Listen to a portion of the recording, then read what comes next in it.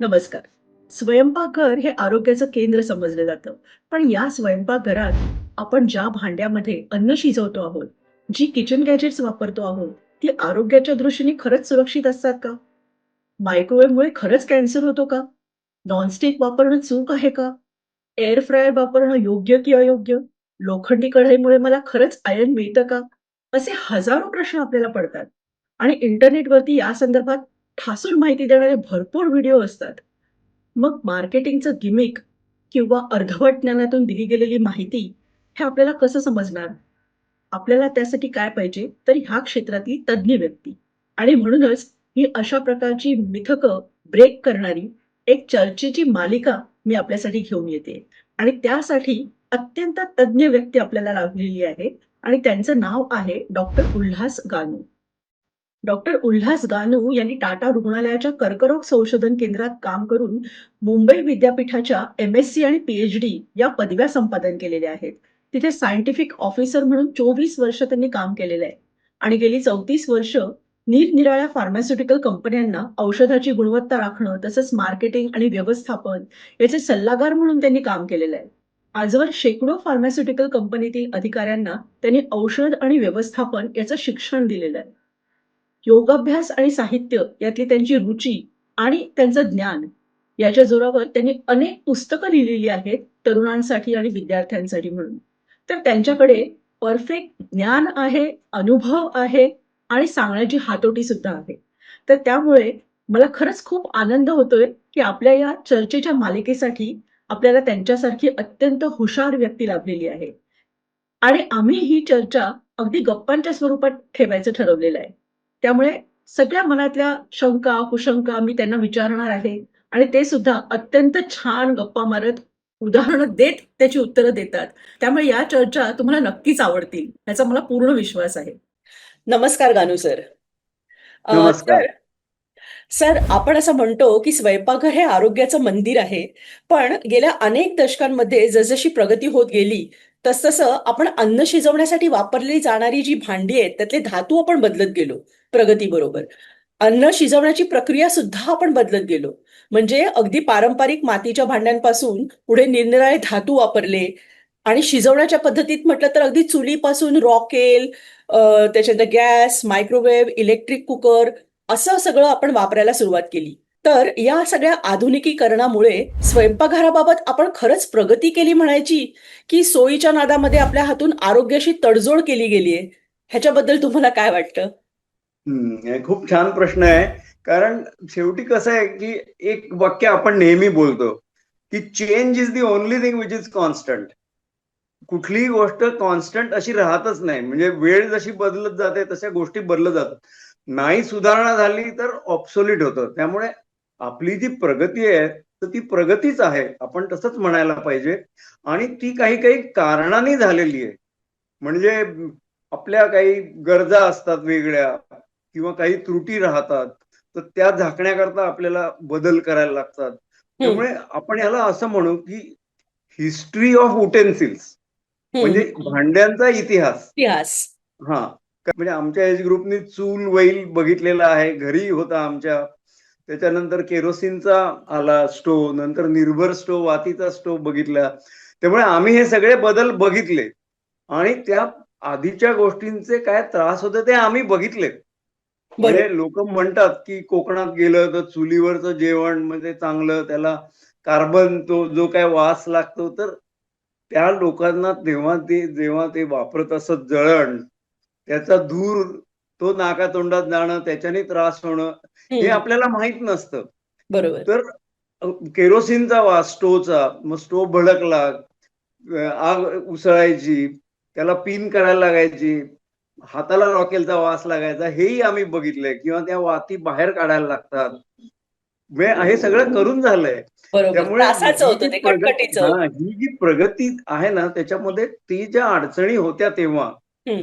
त्या आपण सुलभ हलवल्या, केली. घालवल्या आणि सुलभ केलं वापरणं. त्यामुळे मी असं म्हणेन, की ह्याच्यामध्ये चुकीचं काही नाहीये आणि ही प्रगतीच आहे. आता 2 गोष्टी याच्याबद्दल मी सांगू इच्छितो. हं, एक म्हणजे आपण शाळेत जात होतो. आपल्याला शाळा आवडत होती. शाळेतल्या शिक्षकांशी आपला खूप रॅपो होता. म्हणजे अगदी त्या शिक्षकांची नावं अजून प्रायमरीतल्या आठवतात. बरोबर. पण आपण जर मग हायर सेकंडरीला गेलो नसतो तर आपली प्रगती झाली नसती. कॉलेजला गेलो नसतो तर आपली पुढली प्रगती झाली नसती. म्हणजे हम्म. स्टेटस तीच नाही राखू शकत. तर बदल हे आवश्यक असतात आणि त्याप्रमाणेच ते झाले. आणि मग हिस्ट्री ऑफ युटेन्सिल म्हटल्यामुळे मला जे आठवलं ते सांगतो, की हिस्ट्री ऑफ मेडिसिन माझे गुरु म्हणजे बॉस खरं म्हणजे, पण ते गुरुच आणि मेंटर होते. ते सांगत असत, की ज्या वेळेला मायक्रोब्स माहीत नव्हते, म्हणजे डॉक्टर इग्नास सेमेलवाईज त्याचं नाव घेऊन त्यांनी सांगितलं होतं आणि इंटरनेटवरती त्यांची माहिती अवेलेबल आहे आपल्याला. तर त्या गृहस्थाचं काम म्हणजे बघा, त्यांची 2 मॅटर्निटी होम्स होती. एक मॅटर्निटी होम होतं, तिथे मेडिकल कॉलेज होतं. त्यामुळे कॉलेजचे विद्यार्थी होते. त्यामुळे पेशंट्स जर मृत झाला तर पोस्टमॉर्टम तिथे होत असे. दुसरं मॅटर्निटी होम होतं, तिकडे फक्त नर्सेस डिलिव्हरीज करायच्या. तर त्याच्या असं लक्षात आलं, की जिथे डॉक्टर लोक डिलिव्हरीज करतात, तिकडे मॉर्टॅलिटी म्हणजे डेथचं प्रमाण हे बरंच जास्त आहे, म्हणजे 10 ते 18%. त्याच्या विरुद्ध त्यांनी सांगितलं, की जिथे नर्सेस डिलिव्हरी करत असत, तिकडे ते 4% होतं. तर ह्या त्याच्या डेटावरती कोणी विश्वास ठेवायला तयार नव्हतं. मग त्यांनी काय सांगितलं, की त्याला असं वाटतंय, की ऑटोप्सी करताना अर्जंटली जर एखादी इमर्जन्सी आली, तर डॉक्टर हात धुवून जात नसत असं नाही म्हणजे. तर जे निर्जंतुकीकरण करायला पाहिजे, बरं तेव्हा जंतूच माहीत नव्हते. त्यामुळे बरोबर. नुसते हात धुतले असतील, पण म्हणजे हायपोक्लोराइड वापरलं किंवा क्लोरीन वॉटर वापरलं, तर तसं काही न करता हात धुतले आणि गेले समजा तिकडे. तर ती मॉर्टॅलिटी म्हणून जास्त आहे का? असा त्याचा एक त्यांनी प्रश्न उभा केला. तर त्याला इतर लोकांनी, म्हणजे हा मोठा फिजिशियन होता आणि त्याला लोकांनी ते काय मान्य नाही केलं. पण मग त्याने अजून एक प्रयोग केला. म्हणजे प्रयोग कसे असतात ते मला सांगायचंय. ही प्रोसेस असते. मग त्यांनी प्रयोग केला, की जिथे मेडिकल कॉलेजमधले स्टुडंट्स होते, त्यांना सांगितलं, की हात निर्जंतुक करून, म्हणजे तेव्हा काय हायपोक्लोराइड किंवा कॅल्शियम हायपोक्लोराइड वगैरे काहीतरी सोल्युशन अवेलेबल होतं. तर त्याच्याने स्वच्छ धुवून इकडे जायचं. तर ती 18% मॉर्टॅलिटी, 10 ते 18% जी होती, ती 1.2% आली. अच्छा. बरोबर. 1% आली. तर त्याचं म्हणणं होतं, की मृत व्यक्तीचं म्हणजे शवविच्छेदन जे करतात, तर कदाचित कॅडेवर पार्टिकल्स, म्हणजे पहा जेव्हा हा जंतू हा हा. माहीत नव्हते, तो म्हटला कॅडेवर पार्टिकल्स घेऊन जात असतील तिकडे, तर ते आपण काढून टाकले पाहिजे. म्हणून हे ओके. असे हात निर्जंतुक केले पाहिजे. मग असं आता त्याच्यात आज तर किती बदल झालाय. म्हणजे आज डॉक्टर जेव्हा वॉशअप म्हणतात, तेव्हा किती फरक असतो त्याच्यामध्ये. पेशंटला सुद्धा किती तयार करतात सर्जरीच्या पूर्वी. तर ही history of medicine doctor Gokhale मला नेहमी सांगायचे, की कुठल्याही विषयाची हिस्ट्री बघावी बरोबर. आणि त्याच्यामधनं आपल्याला प्रगती झालेली कळते. मग आपल्या मनात किंतु नाही राहत, की ही प्रगती आहे का नाहीये. ओके. आणि चांगल्या गोष्टी असतील त्या घ्याव्या आणि चुकीचं काही असेल, आता एखादं म्हणजे आम्ही आता औषध अँटी कॅन्सर ड्रग जेव्हा शोधतात, तर काही हजार मॉलिक्युल्स टेस्ट केल्यानंतर एखादा ऍक्टिव्ह मिळतो. तर ते काम फुकट नाही जात. ते तुम्ही पब्लिश केलं तर लोक त्या मार्गाने जाणार नाहीत. बरोबर. म्हणजे मेकिंग अदर पीपल वाईज, हम्म. असंच थोडंसं भांडण्याच्या बाबतीत आहे. म्हणजे जरी बदल घडला तरी तो बदल योग्य आहे की नाही हे काही काळामध्ये लगेच कळतं आणि त्याप्रमाणे आपण परत त्याच्यापासून वेगळं करू शकतो. उदाहरणार्थ प्लॅस्टिकचे आपल्याला अपाय समजले, मग आपण ते बदलायचा निर्णय वगैरे घेतला. पण तुमचं असं म्हणणं आहे की जनरली ही प्रगती जी आतापर्यंत झालेली आहे ती काही ना काहीतरी चांगलं मिळण्यासाठीच चांगलं घडलं म्हणूनच आपण ते घेत गेलेलो आहोत. आणि कसं असतं, स्लो असतो ऍक्सेप्टन्स. हम्म. सुरुवातीला कमी लोक हे स्वीकारतात, मग बरोबर. थोडेसे वापरायला लागतात, मग त्यांना फायदे होतात कळलं की जास्त लोक वापरायला लागतात. हम्म. मग जास्त कंपन्या बाजारात येतात. पहिल्यांदा एकच कंपनी इनोव्हेशन म्हणून प्रॉडक्ट आणते. मग हम्म. दुसरा माणूस जेव्हा येतो तेव्हा त्याचं अधिक मार्केटिंग होतं. मग हम्म. जास्त लोक वापरायला लागतात आणि असं जे वाढत जातं त्याच्यामधनं मग तो प्रॉडक्ट बसतो मार्केटमध्ये पूर्णपणे, म्हणजे भक्कम पाय रोवून असा उभा राहतो बरोबर. आणि खराब असेल तर तो बाहेर जातो. मागे पडत जातं. बरोबर आहे. ओके. सो म्हणजे आता हे बदल घडणं हे स्वाभाविक आहे. बरोबर. पण मग मला आता 2 गोष्टींबद्दल नीट समजून घ्यायचंय. त्यातली एक गोष्ट म्हणजे अन्न शिजवण्यासाठी आपण जे धातू वेगवेगळे वापरतो, म्हणजे अगदी सुरुवातीला आपण मगाशी मी जसं म्हटलं माती वापरली, मग तांब्या पितळ्याची, अॅल्युमिनियमची भांडी वापरली किंवा कास्ट आयर्न वापरतो आपण अजून सुद्धा म्हणजे स्टेनलेस स्टील वापरतो. तर हे जे सगळे धातू किंवा माती सुद्धा, मातीला पण आता मी धातूमध्ये धरते आता पुरेसं. तर हे जे सगळे धातू आहेत, ते आपल्याला आरोग्याला अपायकारक आहेत का त्यातले कुठले? आणि ते कसं आपल्याला समजणार की ह्यातलं काही आपल्याला अपायकारक आहे का? आता इथे गंमत अशी आहे की माती असो, अॅल्युमिनियम असो, हिंदालियम असो, त्याच्यानंतर पुढे आपण कास्ट आयर्न वापरलं, हम्म. म्हणजे टेफ्लॉन. विजाचा तवा वापरला, हम्म. तांब्याची भांडी वापरली आणि स्टील पर्यंत आलो आपण.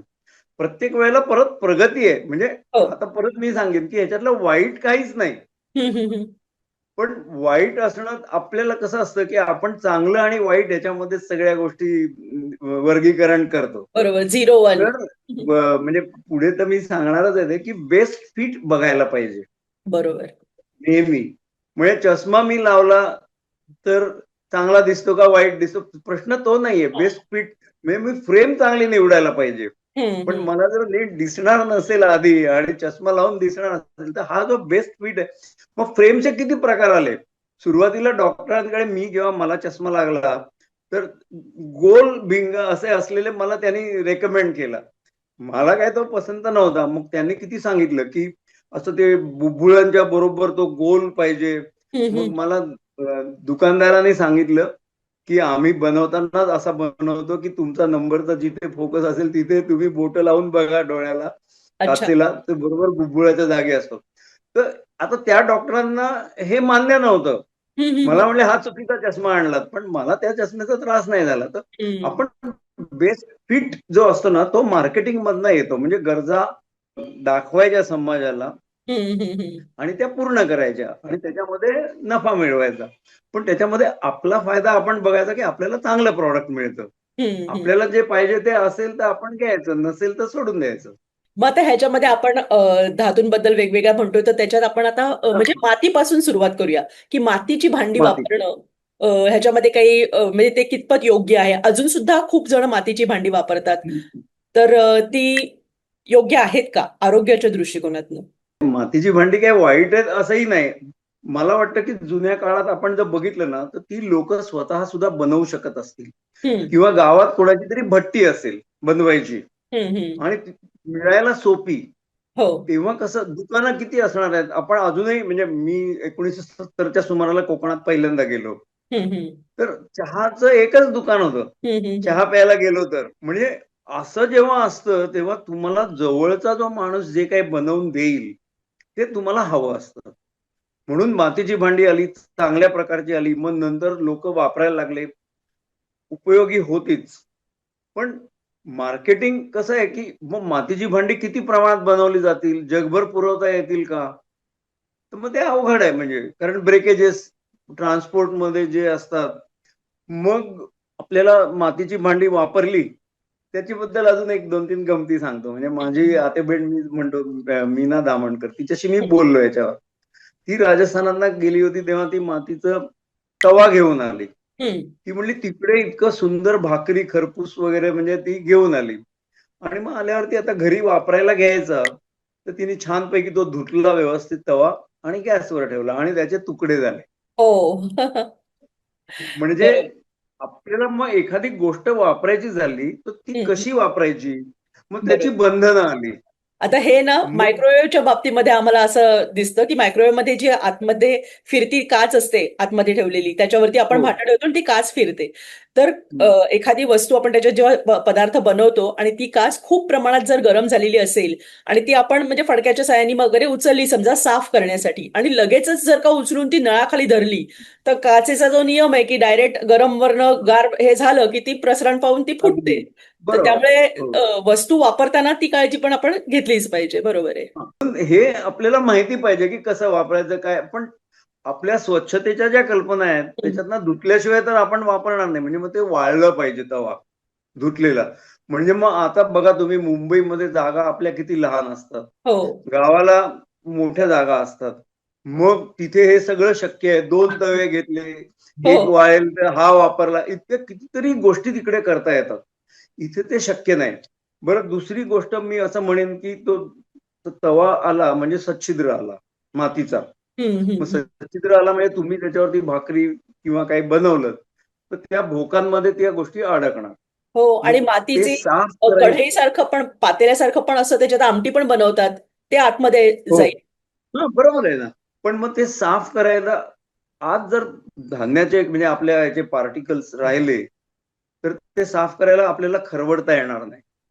म्हणजे धातूची घासणी उपयोगाची नाही. हम्म. म्हणजे कपड्याच्या बोळ्यानी किंवा असं ते हे करायला पाहिजे. नंतर त्याच्यात मुख्य म्हणजे आपल्याला प्रत्येक गोष्टीला आपण साबणाने धुतो. हम्म. मातीचा तवा तुम्हाला किंवा मातीची भांडी साबणाने नाही धुता येणार. हो कारण ती छिद्र आहेत त्याच्यामध्ये साबण जाऊन आपणच. बसणार. मग पुढल्या तुमच्या जेवणामध्ये साबण पोटात जाणं हे वाईट आहे. हम्म. मग ते साफ करायचं कसं? तर मग त्याच्याकरता म्हणतात की जर नीट साफ होत नसेल तर गरम पाणी आणि बेकिंग सोडा असं हम्म. मिश्रण त्याच्यामध्ये टाकायचं आणि ते ठेवून द्यायचं अर्धा तास किंवा 20 मिनिटं समजा. मग परत तुम्ही हे कुठे ठेवून देणार घरात? हम्म. म्हणजे ह्या गोष्टी नाहीत ना शक्य. बरोबर. त्यामुळे मग जसजसं आपल्या राहण्याच्या जागा म्हणजे खेड्यांमधला माणूस शहरात आला. हम्म. शहरात आल्यावरती जागेच्या अडचणी, पाण्याच्या अडचणी, मग हे सगळं शक्य नाही. बरं, आता भांडी काय आपण नोकरी करणारे सगळे असतात, आपण स्वतः घासणार नाही. हम्म. म्हणजे मग गडी माणूस आहे. हो मग गडी माणसाला जर तुम्ही सांगितलं की जरा हे अर्धा तास गरम पाण्यात भिजवून मग हम्म. तो म्हणेल ते तुमचं काय आहे तुम्ही बघा, हे मला एवढा वेळ नाही, मला दुसऱ्या घरी जायचंय काम करायला. मग बरोबर. ह्या सगळ्या गोष्टी आपण जर बघितल्या तर मग ते शक्य नाहीये की मातीची भांडी शहरामध्ये वापरता येतील. हम्म. त्यामुळे त्याचा आस्वाद घ्यायचा असेल तर आपण त्यांच्या भागात जाऊन तिकडल्या काय रिसॉर्ट म्हणा तिकडे त्याचा अनुभव, प्लेजर, आनंद घ्यावा आणि आपल्याकडे आपण सुटसुटीत भांडी वापरावी. बरं. बरोबर. म्हणजे समजा एखाद्याला इव्हन शहरात सुद्धा मातीची भांडी वापरायची असतील तर आरोग्यासाठी ती हितकारक नाहीत असं नाही. पण तुम्ही जर ती साबणाने धुतलीत तर मात्र तुम्हाला त्रास होणार. म्हणजे ती काळजी आपण घ्यायची. म्हणजे हितकारक बरोबर, अगदी नाही बरोबर. असा काही प्रॉब्लेम नाही. आरोग्याला त्याचा काही धोका नाही. म्हणजे आपण त्याला असं नाही म्हणत की एकदम हम्म. एकदम हम्म. पॉइझन होईल. पण मग ओली राहिली, फंगस सोयीची नाही. आली, हम्म. सोयीची नाही म्हणून सोय आपण आणि बदलतो. आरोग्य. बरोबर. तर बरोबर. सोयीची कमी आहेत पण आरोग्याला काही धोकादायक त्याच्यात काही नाहीये. नाही, नाही, काही नाही. बरोबर. मग आता पण ती पुढचा. नीट वापरायला हवीत म्हणजे हम्म. म्हणजे त्याचं शास्त्र सांभाळून ती वापरायला पाहिजे. वापरायला पाहिजे. बरोबर आहे. मग त्याच्यानंतरचा पुढचा आपण धातूची भांडी जेव्हा वापरायला लागली तर त्याच्याबद्दल तुम्ही सांगू शकलात मग तर म्हणजे मग काय तांब, आलं तर पितळ म्हणा. ॲल्युमिनियम आलं. हम्म. आणि इथे अजून एक मला गोष्ट सांगायची की हम्म. म्हणजे जसं मी म्हणतो की इन्फॉर्म्ड डिसिजन पाहिजे. हा हा हा. तर आपण भांड्यांवरती आता जेव्हा बोलतोय तेव्हा आपण असं नाही म्हणूया की हे वाईटच आहे किंवा हेच चांगलं आहे. तर त्या भांड्याकरता लागणाऱ्या ज्या गोष्टी आपण करायला पाहिजेत हम्म. त्या करायला पाहिजेत. तर ती बरोबर. माहिती करून घ्यावी. हम्म. म्हणजे डिसिजन वापरणाऱ्याने घ्यायचा. हो. म्हणजे माझा मित्र एक सांगत असे नॅर्कोटिक अनॉनिमस, हम्म. अल्कोहोलिक अनॉनिमस इकडे म्हणे आम्ही डिसिजन नाही सांगत. ओके. तर आम्ही त्याने एखादा प्रश्न विचारला तर त्याच्या सर्व बाजूंनी काय असं केलं तर काय होईल, असं केलं तर काय होईल, असं केलं तर काय होईल एवढंच. असं कर सांगत नाही. मग त्याला या 4-6 प्रकार सांगितले आणि त्याच्यातला मग त्याने त्याच्या दृष्टीने योग्य म्हणजे जसं सल्ला हम्म. आपल्याला कधी कधी असं वाटतं म्हणजे मलाही आधी वाटत असे की कुणी सल्ला विचारला हम्म. आणि मग ऐकलं नाही तो तर मला राग येत असे. हम्म. म्हणजे हे विषयित असताना तेव्हा मी माझ्या आतेभावाशी बोललो असंच. तो हम्म. चार्टर्ड अकाउंटंट आहे. तर तो मला म्हणला की अरे मुळात सल्ला हा माणूस 10 लोकांना विचारतो आणि स्वतःला जे त्याच्यातलं योग्य वाटेल ते करतो. त्यामुळे आपल्याला विचारलं, आपण आपलं मत सांगितलं, बरोबर. त्याने 10 जणांना विचारलं, त्याच्यातलं त्याला जे योग्य वाटलं स्वतःसाठी. तसं त्याने तर म्हणे आपल्याला राग येण्याचं कारणच नाहीये. हम्म. मग तो म्हणजे माझ्यातला पहिला बदल की बाबा सल्ला साहेब ऐकला कोणी तर ठीक आहे आपण आपलं काम केलं त्याने त्याचं काम केलं. कसं आहे की इथे ह्या लोकांनी माहिती घ्यावी या हम्म. सगळ्या वेगळ्या वेगळ्या भांड्यांची. बरोबर. त्यांच्या म्हणजे आम्ही आता मार्केटिंगमध्ये फार्मास्युटिकल मार्केटिंगचं मी बघतो समजा, पण मेडिकल मार्केटिंग बघतो. तर मग आम्ही असं म्हणतो की कुठली स्ट्रॅटेजी असेल हम्म, तर स्ट्रेंथ, विकनेस, हम्म, ऑपॉर्च्युनिटीज हम्म, असं आपल्याला आणि थ्रेट्स. हम्म, हम्म, हम्म. म्हणजे मग आता जेव्हा मातीची भांडी यांना थ्रेट काय आली, धातूची भांडी. बरोबर. हम्म. मग ती मातीची भांडी बनवणारे जर त्याच व्यवसायात राहिले तर हो, त्यांचा व्यवसाय वाढणार नाही. बरोबर. पण त्यांच्या भांड्यांची स्ट्रेंथ काय आहे ती त्यांना माहिती पाहिजे. विकनेस काय आहे, असं असं फुटू शकतं. ऑपॉर्च्युनिटीज काय आहेत. मग मी आता मार्केटमध्ये धातूची भांडी आली तर मी माझी ही भट्टी समजा ठेवीन काही लोकांकरता. मग मी किंमत जास्त लावेन कारण वस्तू कमी विकल्या जातील. पण मी आता डायव्हर्जन करतो. मी आता वेगळ्या धातूची भांडी बनवीन.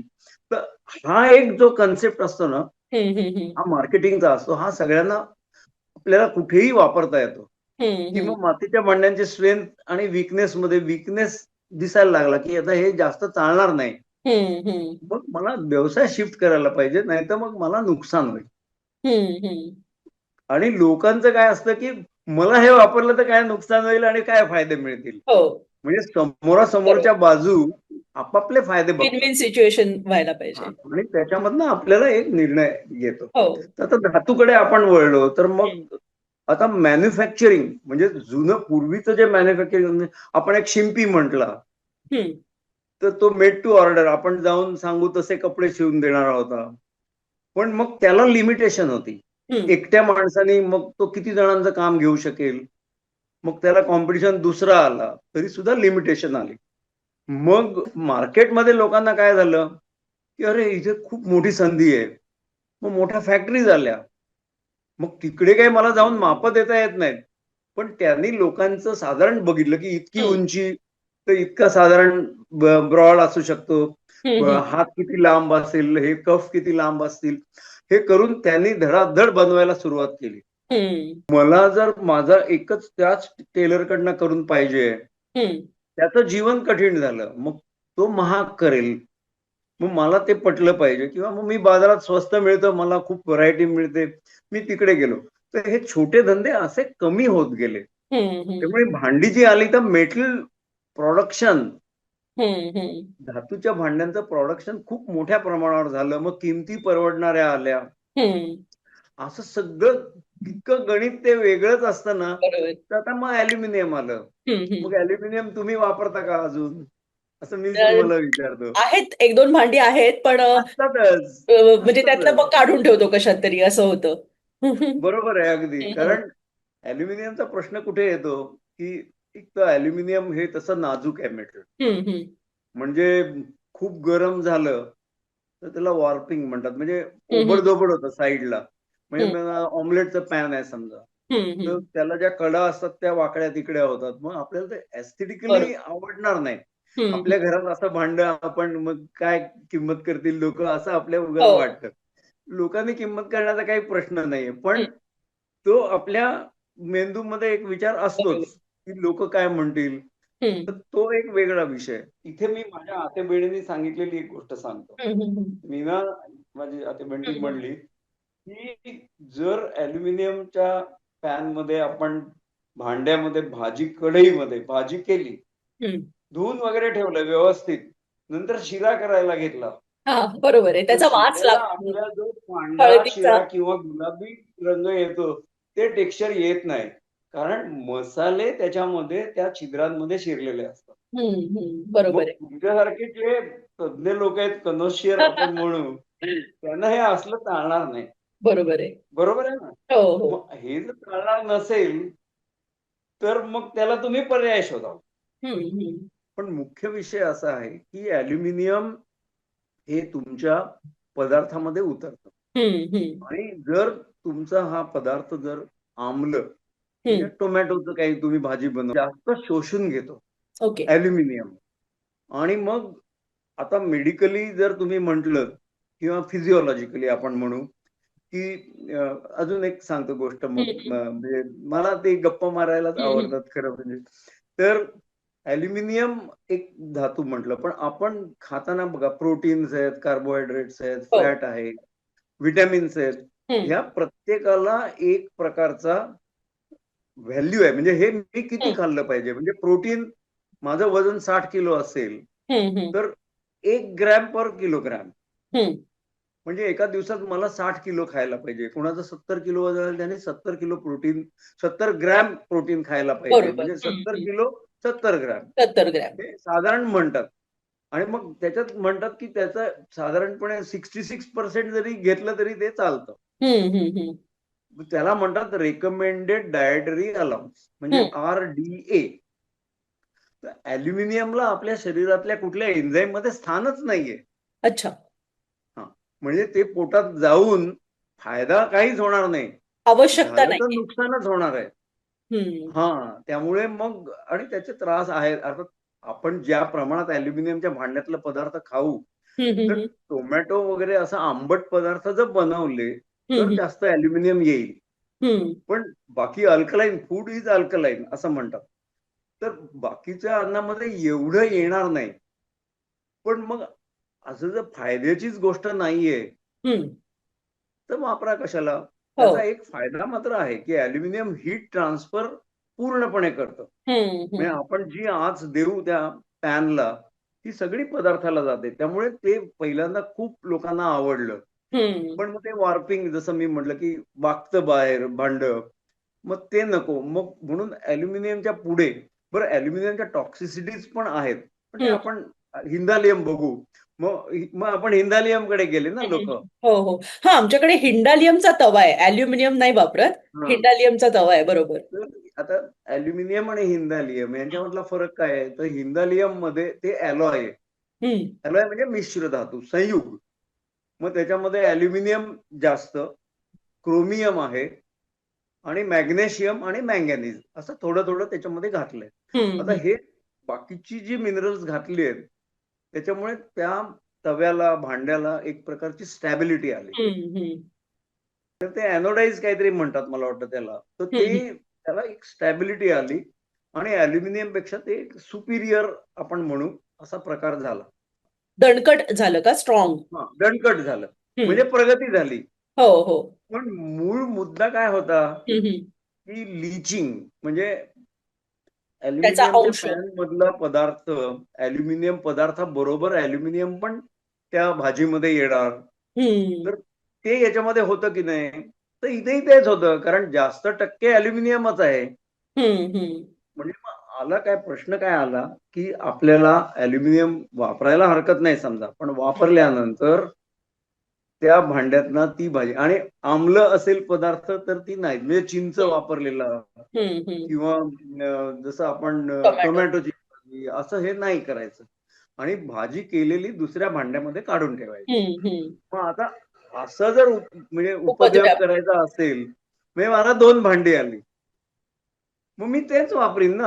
हम्म, हम्म. म्हणजे बरोबर आहे की नाही. हो. म्हणजे म्हणून बघा, चष्म्यात सुद्धा आपण बघा की बायफोकल का आला, की हा चष्मा काढून ठेवला, तो लावला, हम्म. बायफोकल आला की माझं सगळंच काम होतं. म्हणजे आपण नेहमी आणि आता सोयच प्रोग्रेसिव्ह बघतो. काच असते. प्रोग्रेसिव्ह असते आता काच. प्रोग्रेसिव्ह आहे आता. तर हे सगळे जे आहे ना, तर ही प्रगतीच आहे. सगळ्यांना सूट होईल असं नाही समजा. पण मोस्टली शेवटी कसं असतं, स्टॅटिस्टिकली 90% लोकांना जर एखादी गोष्ट, किंवा 70% जास्त लोकांना जर भावली, तर ती मार्केटमध्ये येतेच गोष्ट. हम्म. 50% असेल तर जरा दुविधा असते. पण सुरुवातीला जे 50% तळ्यात मळ्यात असतात ते नंतर इतरांना फायदा मिळतो बघून ते पण घेतात. हम्म, हम्म. तर हे अशी ती हिस्ट्री बघितलीत हम्म, ना तुम्ही, की तुम्हाला लक्षात येईल. मेडिसिनची हिस्ट्री आहे, व्हेइकल्सची हिस्ट्री आहे. हम्म. आता म्हणजे ह्याच्यामध्ये ॲल्युमिनियम आणि हिंडालियमचं जे तुम्ही सांगितलं, तर हा, त्याच्यामध्ये ॲल्युमिनियम आणि हिंडालियम ह्याच्यामध्ये सोयीच्या बाबतीतलं एक आहे की ॲल्युमिनियम जरा ते वागतं वगैरे आणि हिंडालियम त्या मानाने स्टर्डी आहे. स्टर्डी आहे. पण आरोग्याच्या दृष्टिकोनातनं दोन्हीही वाईटच म्हणताय ना तुम्ही? म्हणजे वाईट आहेतच. म्हणजे जर कारण जपून मी वापरलं तर म्हणजे लगेच तुम्ही काढून ठेवा असं. म्हणजे फायद्याचे नाही, कारण माणूस हा, शेवटी हा. फायदा तोटा हो, हो, बघतोच. हो. फायदा तर काहीच नाही. हम्म, हम्म, आणि दुसरं म्हणजे नुकसान कसं होऊ शकतं, हम्म, तर आता ॲल्युमिनियम इतकं काही वाईट नाहीये. म्हणजे कारण आता तुम्ही सांगतो नेमकं ऍसिडिटी काय झाली, होतं त्याच्यामुळे? सांगतो तुम्हाला हा हा. की ऍसिडिटी जेव्हा होते माणसाला, तर ऍसिडिटीवरती लगेच अँटॅसिड घेण्याची लोकांची हे तीव्र इच्छा असते. हो. मग अल्युमिनियम हायड्रॉक्साईड आणि मॅग्नेशियम हायड्रॉक्साईड असं मिक्सचर असलेली औषधं बाजारामध्ये आहेत. अच्छा. मग आता ते जर 500 मिलीग्रॅमची गोळी असेल तर 250 तर तुम्हाला अल्युमिनियम तुम्ही घेताच आहे मिलीग्रॅम अल्युमिनियम हायड्रॉक्साईड. मग हम्म, त्याच्यामध्ये जास्त अल्युमिनियम आहे की जे तुमच्या भांड्यातनं कदाचित एवढं येणार नाही. हम्म, कारण WHO काय म्हणतं की 1 to 2 milligram per kilogram body weight. Hmm. म्हणजे परत 60 किलो माझं वजन असेल तर आठवड्याला 120 मिलीग्रॅम पर्यंत अल्युमिनियम माझ्या पोटात चालून. गेलं तर मला त्रास नाही. तर युरोपियन लोक म्हणतात की 1 मिलीग्रॅम पर किलोग्रॅम हम्म. याच्यावर नको. ते सगळ्या तज्ञांची मतं पण वेगळी वेगळीच असतात ना. आपण नेहमीच बघतो म्हणजे हम्म. की दोघं तज्ञ वेगवेगळ्या विषयावर वेगवेगळे किंवा एकाच विषयावर वेगळी मतं देतात. मग ते नॅरेटिव्ह मध्ये येतं ना म्हणजे परत. त्यामुळे आपल्याला समजून घ्यायला पाहिजे. पण यांचं म्हणणं 1 मिलीग्रॅम पर केजी म्हणजे 60 मिलीग्रॅम. हम्म. तर आठवड्याला एवढं आहे तर एवढं कदाचित जात नसेल. पण जर टोमॅटोची भाजी केली तर त्याच्यामध्ये भरपूर येईल. म्हणजे हम्म. हे पथ्य आपण सांभाळलं तर कमी येईल. पण मग फायदाच नाहीये. आणि म्हणजे जसं मी म्हटलं की भांड्यांमधनं येऊन काय टॉक्सिसिटी झालीये हम्म. असं काही रिपोर्टेड असेल असं मला वाटत नाही.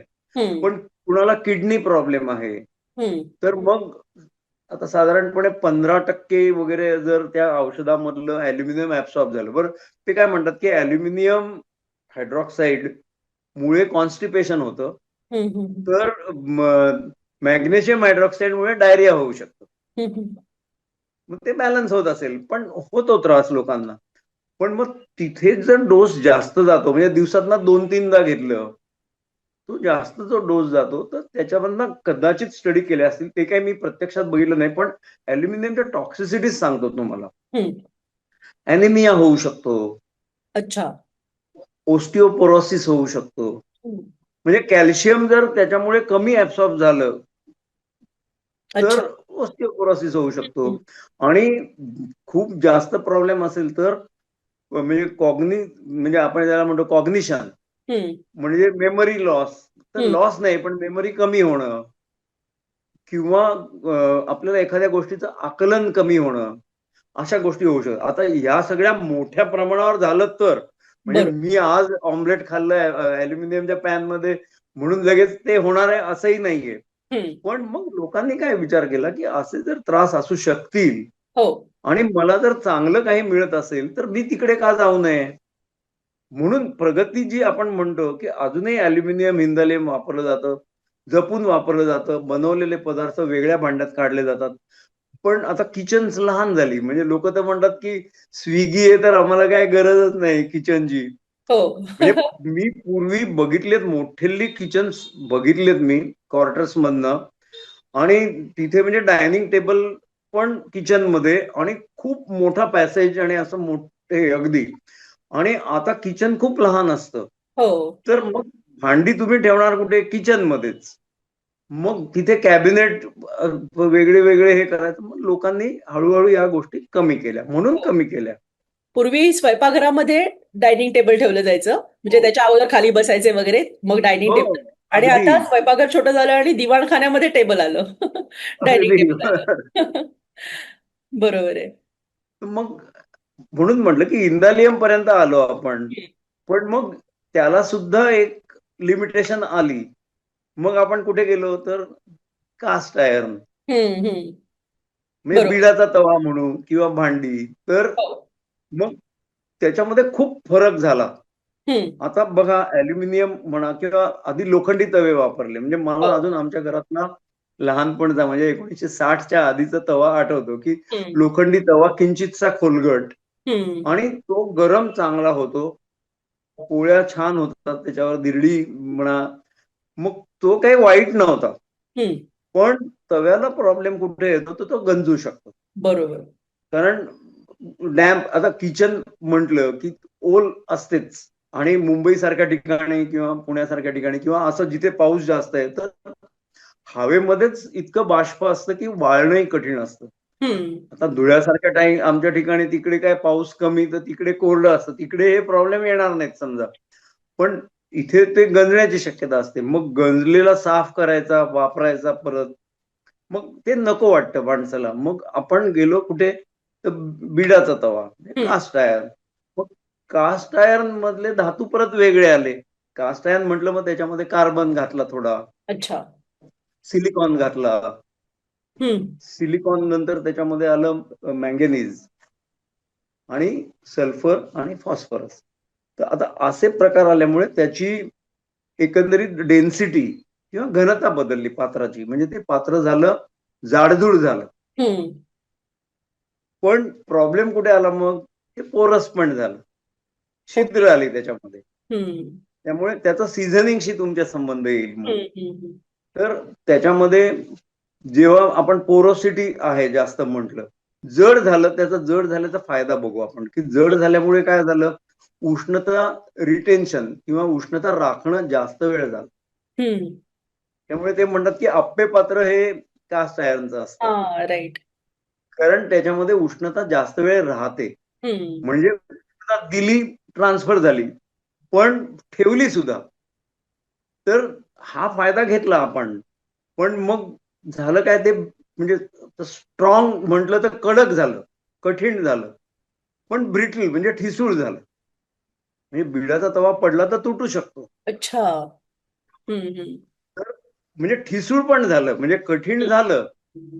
पण ठिसूळ पण झालं. म्हणजे हम्म. तुमचा लोखंडाचा तवा पडला तर त्याला काय तो आपल्याला लागेल पायाला वगैरे, पडला तर बरं. पायावर, पण त्याला काही होणार नाही तव्याला, पण मग गंजतो. हम्म. तर इथे गंजण्याचं आता दुविधा आहे. म्हणजे काही जण म्हणतात की गंजतच नाही, तर काही जण म्हणतात की गंजू शकतो. तर इंटरनेटवरती मी बघितलं तर गंजू शकतो, कारण हम्म. त्याच्यामध्ये आयर्न आहेत. पण हम्म. मग गंजू नये म्हणून पण त्याच्याकरता काही करता येतं. म्हणजे त्याला आता आपण म्हणू की बिडाचा तवा म्हणजे जो सच्छिद्र आहे, त्याच्यावरती बारीक सारीक भोक आहेत. म्हणजे त्याच्यावरती जर तुम्ही काही पोळ्या किंवा काही केला पदार्थ, त्या छिद्रांमध्ये तो जाऊन बसेल, मग ते धुवायला त्रास होईल. हम्म. तर मग लोकांनी काय, म्हणजे गृहिणींनीच केलं हे सगळं. 60s मध्ये आम्ही बघितले, पण तेव्हा असं माहित नव्हतं हे. आता रिट्रोस्पेक्टिव्हली मी जेव्हा विचार करतो तेव्हा आमचा तो तवा मला आठवतो आणि कसं केलं होतं ते आठवतं. तर ते तव्याला तेल लावायचं संपूर्ण, दोन्ही बाजूनी लावायचं आणि तो गॅसवरती समजा ठेवला. पूर्वी चुलीवर करत असत, तो गॅसवर ठेवला, हीट, स्ट्रॉंग हीट, दोन्ही बाजूला तेल लावलंय. तर आता तेलामध्ये असतं कॅप्रिक ऍसिड, कॅप्रोइक ऍसिड, कॅप्रिलिक ऍसिड, ऑक्टेनॉइक ऍसिड, अशी वेगळी वेगळी ऍसिड्स आहेत. हम्म. आपण जेव्हा फॅट बद्दल बोलू तेव्हा ते आपण बोलणारच आहोत. हम्म. तर ती जी ऍसिड्स आहेत ती सिंगल युनिट, म्हणजे आता ही एक कडी समजा, तर मग त्याच्यात मी दुसरी कडी, म्हणजे चेन कशी होते, मग याच्यामध्ये आणखी दोन कड्या, अशी चेन होते. ही जशी आपण लोखंडाची चेन बनवतो तसं इथे तेलाची, त्यातल्या ऍसिडची चेन झाली समजा. त्यामुळे मग ही पॉलिमरायझेशन, म्हणजे एक युनिटची मल्टिपल युनिट्स एकमेकांना जोडून झाली. हम्म. तर ती तवाभर जर पॉलिमर झालं तर तव्यावरती आच्छादन झालं आणि ते भक्कम होतं. मग ते दोन्ही बाजूनी झालं समजा. हम्म. दोन्ही बाजूने तेल लावलं तर दोन्ही बाजूनी होईल. म्हणजे मग त्यातलं लोखंड बाहेरच्या हवेला एक्सपोजरच नाही होणार आणि ओके. ते गंजणार नाही. बरोबर. म्हणजे हा. ते गंजू नाही शकणार. राईट. तर हे आम्ही केलेलं पॉलिमरायझेशन लोकांनी घरी हम्म. टेफ्लॉन आल्यामुळे आता हे काही करायची गरज नाही. पण लोक अजून तवा वापरतात बिडाचा हो, आणि हो. त्याला हे सीझनिंग करतातच. म्हणजे हम्म. त्या खाद्यपदार्थाच्या ग्रुपवरती मी बघितलेलं आहे की सीझनिंग कसं करायचं. एका महिलेने दुसऱ्या महिलेला सांगितलेलं, असं करा असं करा. तर मग हम्म. तो धुवायचा तवा व्यवस्थित, कोरडा करायचा आणि मग तेल लावायचं. आणि हम्म. मग हे असं जर केलं तर आपलं घरचं पॉलिमरायझेशन त्याच्यावरती झालं. हम्म. मग तो जरा चकचकीत होतो आणि राखाडी जो होता तो थोडासा काळपट होतो. म्हणजे ते फरक मी आता मला आठवले ते, हे मी वाचल्यानंतर. सीझनिंग म्हणजे काय, तर हेच आहे नुसतं. हम्म. आणि मग या सीझनिंगने किती फरक पडतो ते म्हणजे प्रत्यक्ष करून बघू शकतो आपण. हम्म. इतकं ते, पण मग आता एवढं कुठे करत बसणार, मग ते टेफ्लॉन कोटिंग आलं. तर त्याचे बरोबर. फायदे तोटे आपण बघूच नंतर. हो. म्हणजे नाही, आता मग आपण लोखंड आणि कास्ट आयर्न ह्याच्याबद्दल आपण सोयीच्या दृष्टीने बघितलं किंवा कसं वापरायचं ते बघितलं. पण आरोग्यासाठी आता ह्याच्या बाबतीत तर मला असं उलट विचारायचं होतं की लोखंड म्हणजे लोखंडाच्या ह्याच्यावरती समजा मी लोखंडाच्या कढईमध्ये पालेभाजी केली म्हणा किंवा असं काहीतरी म्हणतात ना, पालेभाजी किंवा कुठलेही पदार्थ केला तर उलट त्याच्यातलं आयर्न आपल्या शरीराला मिळतं वगैरे, म्हणजे आरोग्याच्या दृष्टीने हितकारक म्हणजे तोट्याचं पण आहे किंवा नाही, आणि हितकारक पण आहे का उलट, असा दोन्ही प्रश्न आहेत. हा थोडासा कॉन्ट्रोव्हर्शियल विषय आहे. म्हणजे जर नाही होत म्हटलं तर आमचे पूर्वज काय मूर्ख होते का असं म्हणतील. पण म्हणजे एक असं पाहायला पाहिजे आपल्याला की जसं आपण बघतो की एखादं औषध जेव्हा अप्रूव्ह होतं हम्म, तेव्हा त्याचा डोस पण अप्रूव्ड असतो. हम्म, म्हणजे मग 200 मिलीग्रॅम घ्यायचं असेल तर मी 400 घेऊन उपयोग नाही, तर त्रास होईल. हो, तसं आपण बघितलं आरडीए, म्हणजे मग आता हो, लोखंडाला सुद्धा आरडीए आहे. हम्म, अॅल्युमिनियमला नव्हता, हम्म, लोखंडाला आहे, कॉपरला आहे, सगळ्यांना आहे. पण मग समजा मी त्याच्यामध्ये आता बिडाचा तवा जो आहे आच्छादित आहे, म्हणजे त्यातलं आयर्न येणारच नाही बाहेर. हम्म, हम्म. त्या पॉलिमरला जर छेद गेला तरच येईल. अच्छा. आणि मग कालथा वापरला, आपटला जास्त, पण परत आपण रोज तेल लावून ते करणारच आहोत. त्यामुळे ते पॉलिमरायझेशन राहतं. त्यामुळे त्याच्यामधनं किती आयर्न येईल निगेटिव्ह शंकास्पद आहे. नाहीच. लोखंडाच्या तव्यातनं येईल. पण मग एक मला संस्कृत श्लोक आठवतो. म्हणजे आता हे तांब्याच्या बाबतीत पण मी असंच बोलणार आहे. की तांब्याच्या भांड्यामध्ये घेतलं. हा, आता बघा, दोन्ही एकदमच सांगतो म्हणजे हो, मग हो, तो बरोबर. दोघांचा आपल्याला इफेक्ट समजेल. आता तांब्याचे पदार्थ जेव्हा आपण उपकरणं तांब्याची बघितली हम्म, तर पहिला आठवतो बंब. जवळजवळ सगळ्या घरी बंब असायचा तांब्याचा, बरोबर आहे. हो, हो, नंतर कळशी असायची, घंगाळ असायचा कित्येक हो, लोकांकडे, हे तांब्याचं असायचं. तांब्याचं ताम्हण, हम्म. तांब्याची पळी, पळी हे सगळं पंचपात्र. होतं. हो. पण तांब्याचं ताट नाही तांब्या मी पण, ऐकलं कधी. तांब्याचा तांब्या असायचा मुख्य तांब्या म्हणजे, असायचा पण आणि ताट नाही त्याच्यामध्ये ऐकलं. रात्रभर पाणी ठेवून हो. सकाळी ते हम्म. पाणी प्यायचं, म्हणजे ते तांब आपल्याला हो. मिळणार, म्हणजे तोच प्रश्न हो. परत आला. हम्म. बरोबर. पण तांब्याचं ताट आपण कधी नाही ऐकलं. अच्छा, हा, हा. ओके. नाही की नाही, कारण पितळ्याचं मग ते असायचं किती मला वाटतं. येत असणार ऍसिडिक. त्याच्यामध्ये सुद्धा तोच प्रश्न आहे की ऍसिडिक जर हा. असेल, आम्ल पदार्थ बनवले आणि आलं, मग एक मला श्लोक आठवतो हम्म, की संस्कृत श्लोक आहे, यस्य कस्य तरोर मूलम येन केनपि मिश्रितम. म्हणजे कुठल्या तरी एखाद्या झाडाचं मूळ घेतलं हम्म, आणि कुठल्या तरी येन केन म्हणजे कुठेतरी ते मिक्सचर, त्याचं मिश्र हे केलं, घर्षण केलं, म्हणजे कशावर तरी घासलं, म्हणजे हम्म. किंवा कशाशी तरी मिश्र आपण पदार्थ बनवला आणि यस्मै कस्मै प्रदातव्य, म्हणजे आणि कुठल्या तरी रोगावर दिलं तर काहीतरी नक्की होईल. आता हा आपल्याच पूर्वजांनी लिहून ठेवलेला आहे. तर त्याचा अर्थ काय होतो म्हणजे की आता हे जे घेतलंय, मी काय घेतलंय मला माहितीये इथे, तिथे तो म्हणतो की मला माहितच नाही कुठल्या तरी याचं, कारण डॉक्युमेंटेशन नाही. हम्म, तसं आपण म्हणू की किती आयर्न येईल, हम्म. किती कॉपर येईल आपल्याला माहित नाही. आता आपण मोठ्या शहरांमधनं क्लोरिनेटेड पाणी असतं, हो. मग त्याच्यामध्ये कॉपर क्लोराईड झालं, हम्म, आयर्न क्लोराईड झालं, ते आलं. हम्म, मग तो जास्त डोस गेला हम्म, हम्म, आणि त्रास झाला तर तो जबाबदार कोण? बरोबर. म्हणजे आपल्याला क्वांटिफिकेशन नाही ना, तिथे असं काही करणं हे धोकादायक वाटतं. आता कॉपरच्या भांड्यामध्ये जर पाणी आहे तर आहेत, इंटरनेटवरती पण रेफरन्सेस आहेत की अँटीबॅक्टेरियल ऍक्टिव्हिटी आहे त्याला. हम्म. आणि पण मी घरी तसं पिणार आणि बाहेर गेल्यानंतर तसं नाही पिणार, तर मग पण आता त्या ह्याच्यामध्ये पाण्याचा ना, एक फक्त मला प्रश्न विचारायचा होता की मी असं ऐकलं होतं की तांब्याच्या ह्याच्यामध्ये जर पाणी आपण ठेवलेलं असेल तर ते अँटीबॅक्टेरियल इफेक्टमुळे ते काय म्हणतात त्याला, निर्जंतुक जंतुविरहित होईल. झालं, हा. निर्जंतुक झालं. आणि ॲक्वागार्ड मधलं पण मी निर्जंतुक करून घेतलेलं पाणी आहे. पण ह्या दोन पाण्यांमधला मूळ फरक असं सांगतात की जर ॲक्वागार्ड मधनं बाहेर आलेलं पाणी जे आहे ते मी जेव्हा घेणार तर त्या मधल्या प्रोसेसमध्ये त्याच्यामध्ये काही अँटीबॅक्टेरियल प्रॉपर्टीज राहिलेल्या नाहीयेत, म्हणजे ते फक्त निर्जंतुक झालंय एवढंच. पण ह्या पाण्यामध्ये त्या काहीतरी प्रॉपर्टीज असतात आणि जेव्हा आपण ते पितो तेव्हा ते त्या प्रॉपर्टीज पण आपल्याला मिळतात, असं काहीतरी मी ऐकलं होतं. तर हे कितपत खरं खोटं काही मला माहित नाही. असं काही सिद्ध झालेलं नाही. ओके. निर्जंतुक होत असेल, हा. होतं म्हणजे समजा, हम्म. पण मग ते तिथे राहील तोपर्यंतच. ते आपण दुसरीकडे माठामध्ये नंतर ठेवलं हा. तर तुम्ही म्हणता ॲक्वागार्डच्या पाण्याला होईल तसंच तिथे पण होईल. अच्छा. आणि मी बाहेर गेल्यानंतर काय करणार? कारण हम्म. बरं ते कॉपर आलेलं असेल ते करेल तर हे काय माहितीये का, सिद्धांत म्हणजे सैद्धांतिक आणि हम्म. असं प्रूफ असं काही कुठे मला पब्लिकेशन्स मध्ये मिळालं नाही. हम्म. जात असणारच कॉपर म्हणजे हम्म. नक्की. मग माझं म्हणणं एवढंच राहील की डोस. मग बरोबर. ते जर जास्त गेलं तर काय मग? हम्म. तर मी जी विटॅमिन्स मिनरल्स घ्यायची आहेत ना ती खरं म्हणजे खाद्यपदार्थातून घ्यायची हम्म. आणि बरोबर. खाद्यपदार्थांमध्ये भरपूर आहेत. म्हणजे आणि असं रिपोर्टेड आहे की एक पोळी इतके ग्रॅमची खाल्ली तर किती मिळेल लोह का किती प्रोटीन मिळेल, बरोबर. किती कार्बोहायड्रेट मिळेल, असं सगळं डॉक्युमेंटेड लोकांनी एस्टिमेट केलेले आहेत.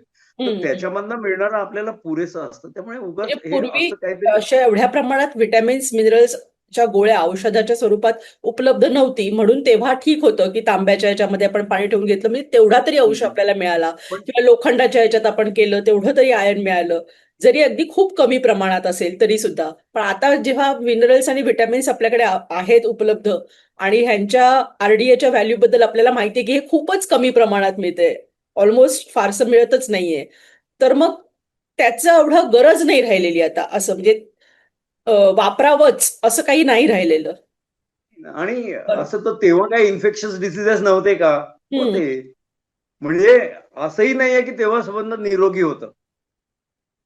हम्म.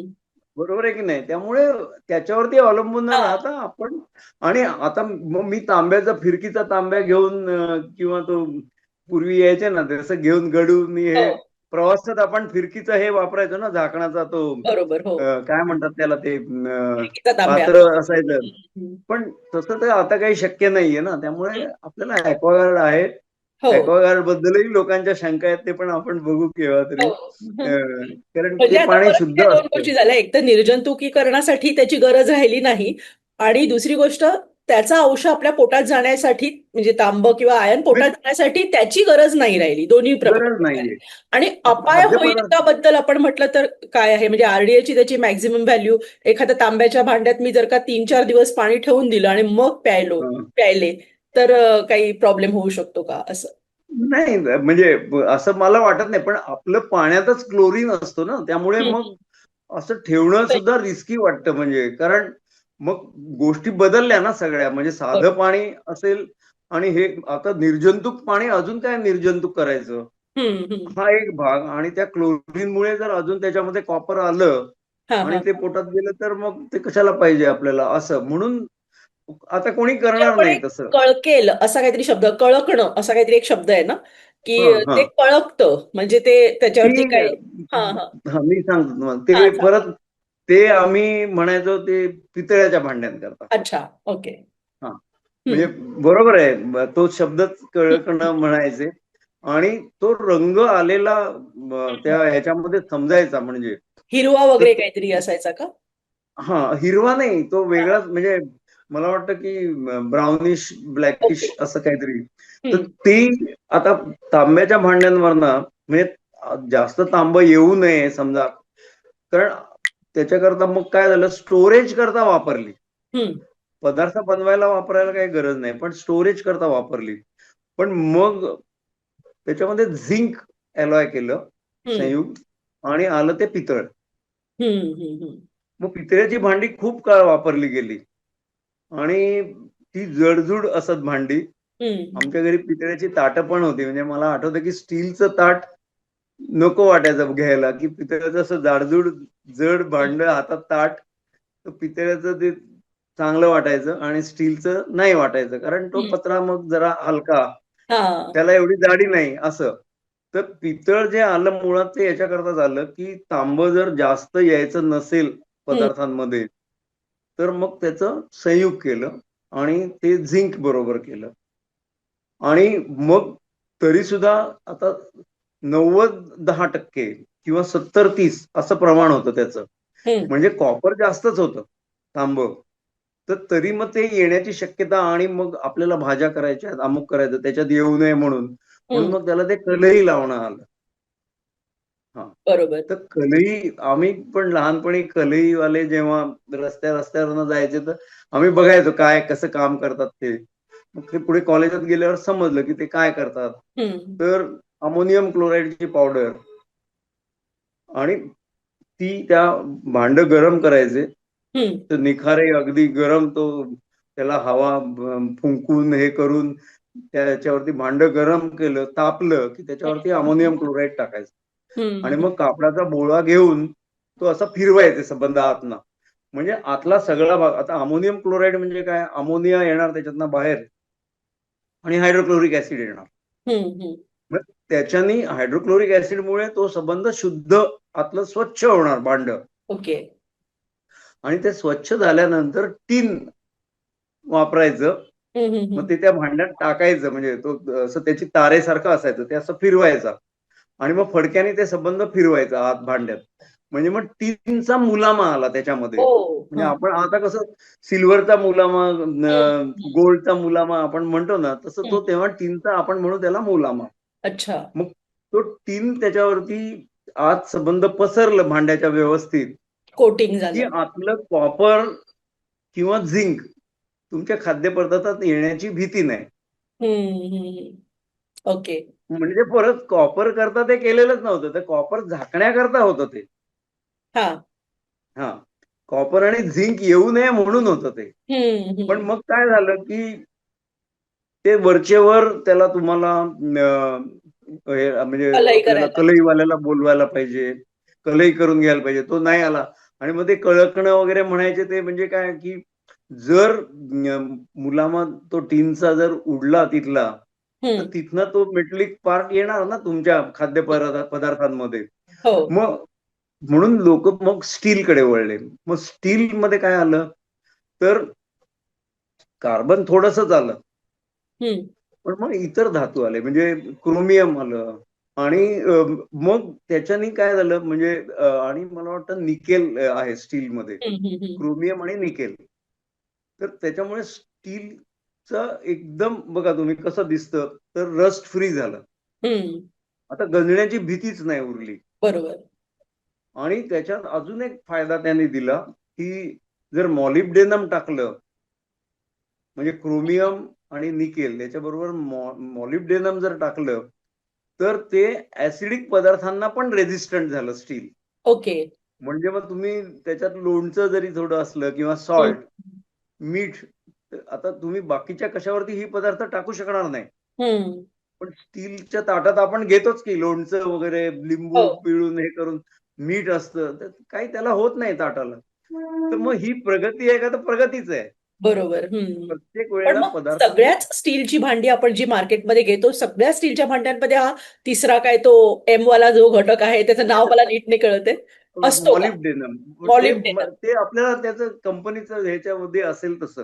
पण आपल्या भांड्यांमधनं बघा आपण लोणचं वगैरे घेतलं तर पण आपण डब्यामध्ये नाही ठेवत लोणचं.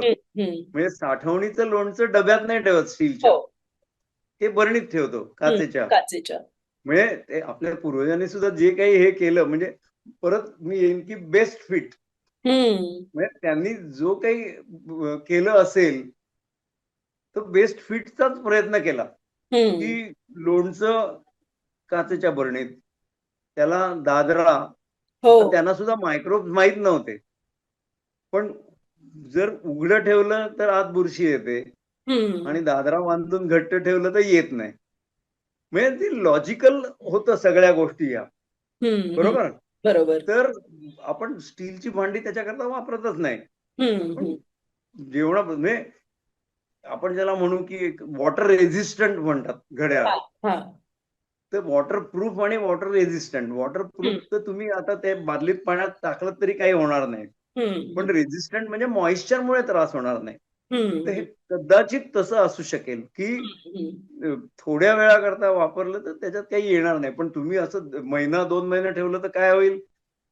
कशाला रिस्क घ्यायची? त्यामुळे आपण स्टीलच्या भांड्यात ह्या गोष्टी सेव्हच करत नाही. स्टोअर करत नाही. बरोबर. म्हणजे आता स्टील बद्दल म्हणायचं झालं तर ते सोयीचं पण झालं त्याच्यानंतर आरोग्यासाठी नुकसान काहीच नाही आणि हा आरोग्यासाठी त्याचा वेगळा म्हणजे फायदा हाच की बाकीचं काही त्याच्यामध्ये येत नाही हा एक घटक झाला. पण हो एखाद्या वस्तूतनं काहीतरी चांगली गोष्ट यायला हवी असेल तर असं काही स्टीलमध्ये नाहीये की ते शरीरात आलं तर त्याचा काहीतरी थोडाफार फायदा होतो हा असं काहीच त्याच्यात नाही. फायद्याचं काही नाही, फायदा फायद्याचं हाच काही आहे नाही. की फायदा आपल्याला हाच की वाईट त्याच्यामधनं काही काही येत नाही.